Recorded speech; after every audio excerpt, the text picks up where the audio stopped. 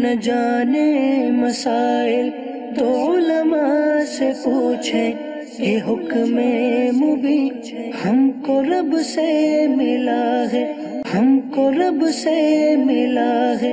آپ نے سوال فرمایا ہے کہ معذور آدمی جس کے گھٹنوں میں درد ہو، رکوع سجود کرنے سے عاجز ہو، وہ رکوع سجدہ نہ کر سکتا ہو تو کیا کرسی پر بیٹھ کر آگے ٹیبل رکھ کر اس کے اوپر سجدہ کر سکتا ہے یا نہیں؟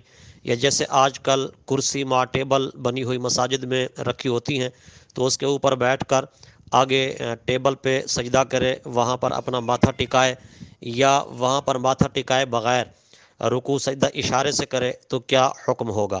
آیا کہ اس طرح نماز ہو جائے گی یا نہیں ہوگی؟ اس بارے میں رہنمائی فرمائیں۔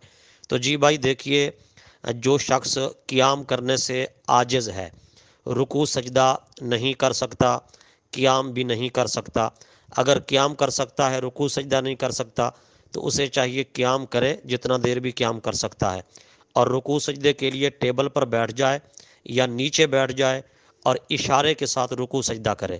البتہ سجدے کا اشارہ رکوع کے اشارے سے کچھ نیچا ہونا چاہیے، اور ٹیبل پر ماتھا ٹیکنا لگانا ضروری نہیں ہے۔